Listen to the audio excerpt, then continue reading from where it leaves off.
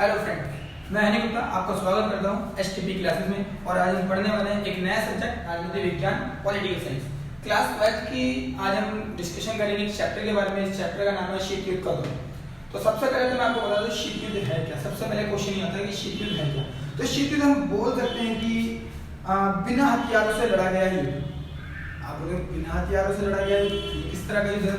ये युद्ध होता है कि जिसमें एक देश दूसरे देश से तनाव की स्थिति पैदा कर देता है, ईर्ष्या उत्पन्न होती है दो देशों के बीच में, और साथ में हम बोल सकते हैं विचारधाराओं का युद्ध।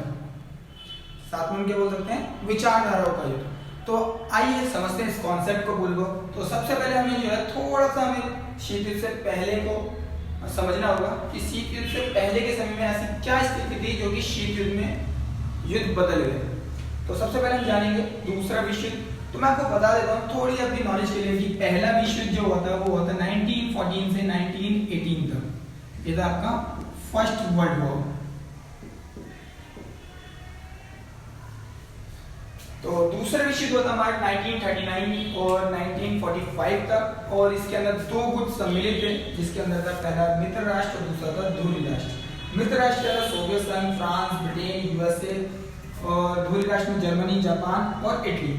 इन दो गुटों के बीच में युद्ध हुआ था, जिसके अंदर विजयी जो देश हुआ था, विजयी जो गुट था जो जीता था वो था आपका मित्र राष्ट्र।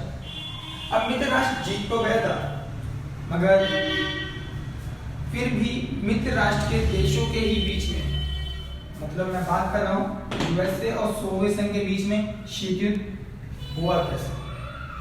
तो जब शीत युद्ध चरम पे था, जब हमारा दूसरा विश्व युद्ध चरम पे था, खत्म ही होने वाला था, उस समय अमेरिका ने क्या किया था?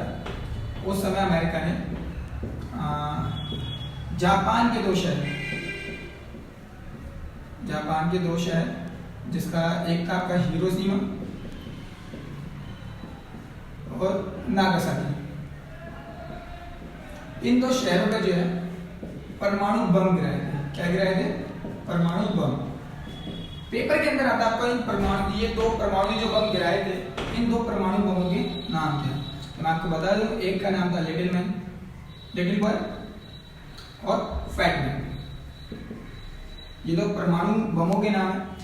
तो जब अमेरिका ने जापान के ऊपर बम गिराए थे, परमाणु बम गिराए थे, तो उस समय बहुत सारे देश ऐसे थे जो कि अमेरिका का साथ दे रहे थे, मगर बहुत सारे देश ऐसे थे जो अमेरिका का क्रिटिसाइज कर रहे थे, इसके लिए गलत ठहरा रहे थे अमेरिका को कि उसने परमाणु बम क्यों गिराया, जब युद्ध खत्म ही होने वाला था। तो चलिए आगे देखते हैं।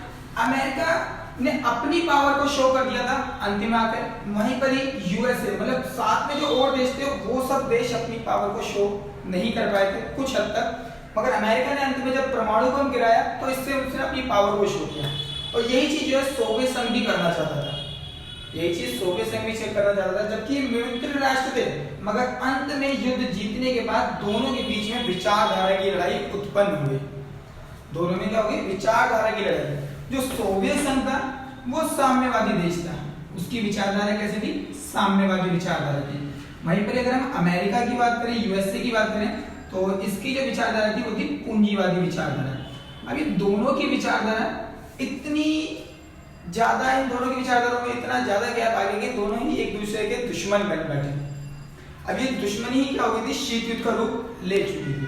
वहीं पर अगर हम बात करें शीत युद्ध के चलते जो है कुछ सैन्य संगठन भी बनाए गए थे, जिसके अंदर मैंने इधर तो छोटा सा एक चार्ट बनाया आप सभी को समझाने के लिए कि आप देखोगे सैन्य संधि संगठन यूएसए ने 3 संधि की थी और सोवियत संघ ने 1 संधि की थी। अब देखो सबसे पहले हम बात करेंगे नाटो की। नाटो की जो स्थापना की थी वो यूएसए ने की थी।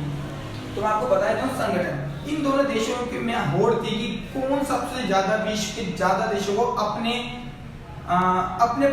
तरफ आकर्षित करेगा। तो ये जो चीज थी ना कि अपनी तरफ आकर्षित करना देशों को, इन चीजों ने विश्व को 2 गुटों में बांट दिया था। विश्व को 2 गुटों में बांट दिया। इस पूरे अगर हम पृथ्वी की बात करें तो इस पे 7 महाद्वीप है, जिसमें से एक यूरोप भी है। तो यूरोप महाद्वीप जो है अब उसको भी 2 भागों में बांट दिया गया था। उसके मोस्टली जो देश थे, ज्यादातर देश अमेरिका के साथ थे, तो आधे देश जो थे वो सोवियत संघ के साथ में थे। अब अमेरिका ने क्या किया? पश्चिमी यूरोप जो था, किसकी बात हो रही है? पश्चिमी यूरोप। पश्चिमी यूरोप को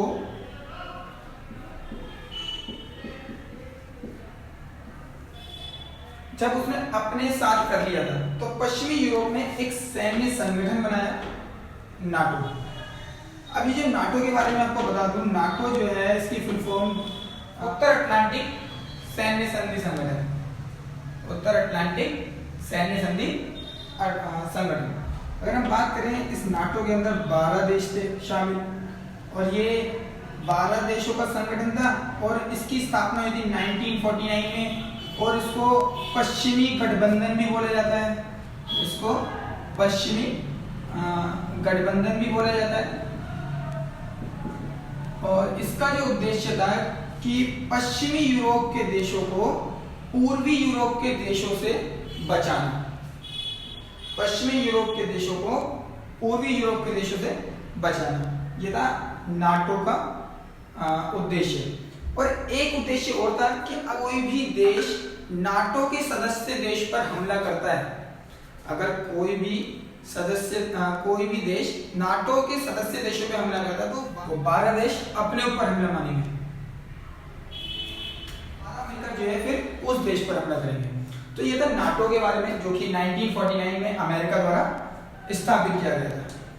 और बात करते हैं सेकंड सीटो के बारे में। सीटो हमारे क्या, साउथ एशिया, मतलब दक्षिण एशिया संधि संगठन, दक्षिण एशिया संधि संगठन, जो कि 1954 के अंदर एस्टेब्लिश किया गया था अमेरिका के द्वारा।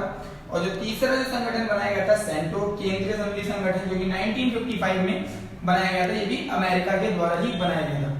पांच दिन आगे जो है सोवियत संघ ने वार्सा पैक्ट की स्थापना की थी 1955 में आकर। और जब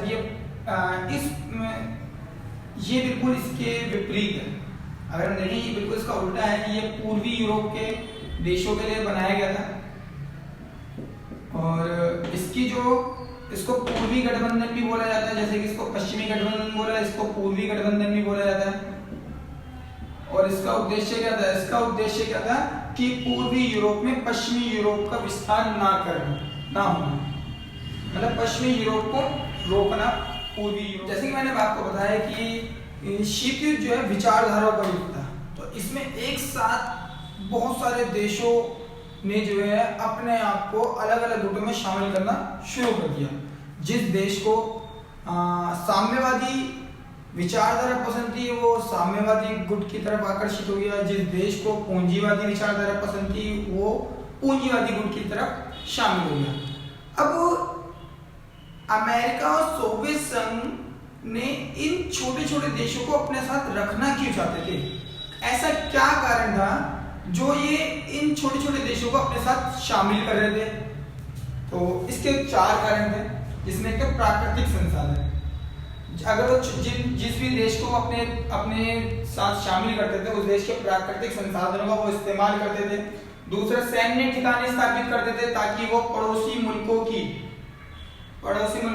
जासूसी कर सके, वहीं पर ही आर्थिक सहायता प्राप्त करते थे वहां से, और साथ में वहां के भू क्षेत्र थे जहां से वो अपने हथियार और सेना का संचालन कर सके। तो ये 4 कारण थे जिसकी वजह से महाशक्तियां छोटे देशों को अपने साथ रखना चाहती थी या अपने में शामिल करना चाहती थी। तो ऐसा क्या, एक क्वेश्चन और यहाँ पर उत्पन्न होता है कि ऐसा क्या कारण था कि छोटे देश महाशक्तियों के गुट में शामिल होना चाहते थे या शामिल हो रहे थे? तो इसके पीछे कारण यह है कि छोटे देश भी सुरक्षा और हथियार आर्थिक मदद की दृष्टि से महाशक्तियों से जुड़े रहना चाहते थे। उन्हें उनसे सुरक्षा प्राप्त होती थी, हथियार मिलते थे और आर्थिक मदद भी महाशक्तियां उनको देती थी। तो ये कारण था कि जो छोटे देश महाशक्तियों के साथ में जुड़े रहते थे, और ये कुछ कारण ऐसे थे जो महाशक्तियां अपने साथ छोटे देशों को जोड़े रखती थी। तो ये विचारधाराओं का युग था जो आज के इस भाग में केवल इतना ही बढ़ेगी। और अगर आपको हमारी वीडियो पसंद आई तो कमेंट करें, शेयर करें, लाइक करें, और इसी तरह की आगे और वीडियो देखने के लिए हमारे चैनल को सब्सक्राइब करना ना भूलें और साथ में बेल आइकन भी प्रेस करें। Thank you.